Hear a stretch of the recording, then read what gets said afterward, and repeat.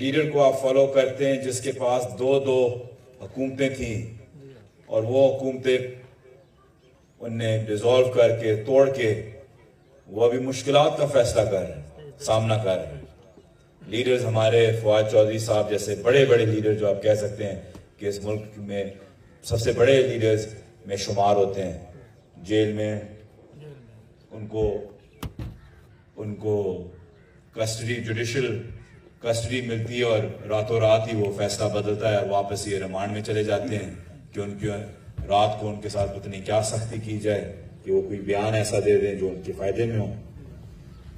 और यकीनन बहुत कम लोग उनके साथ खड़े होते हैं इस वक्त। उनसे पहले आज़म स्वाति साहब, शहबाज गिल साहब, शरीफ नजारी साहिबा, तो ये जो बड़े फैसले होते हैं इसमें होती है मुश्किलात। सिर्फ कोई बड़ा फैसला बगैर मुश्किलात के होता नहीं है, वरना वो बड़ा फैसला ही ना होता, वो एक आसान छोटा फैसला होता है। जो केयर टेकर सीएम है मोहसिन नकवी साहब को मैंने उस दिन जब उनने फवाद चौधरी साहब को अरेस्ट भी करवाया लाहौर में, उनको मैंने यही बोला कि देखें, अगर इलेक्शन कमीशन को मुंशी कह दिया है फवाद चौधरी साहब ने तो उसने क्या बुरा किया। आप सोशल मीडिया उठा के देखें, दुनिया भर से मुझे मुंशियों के मैसेजेस भी आ रहे हैं कि वो कह रहे हैं कि हम बड़ी अपनी बदनामी समझते हैं कि आपने हमें इलेक्शन कमीशन के साथ कंपेयर किया।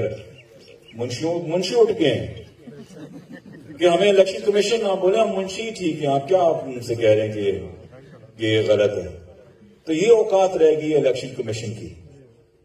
इन लोगों की हरकतों की वजह से इलेक्शन कमीशन पाकिस्तान और उसके साथ साथ पीडीएम के सारे जो इदारे जो उनके साथ जुड़े हुए हैं पाकिस्तान में गाली बन के रह चुके हैं। कोई भी खुददार इंसान अपने साथ उसके साथ कोई तलक नहीं रखना चाहता जिसमें थोड़ी सी भी खुददारी हो।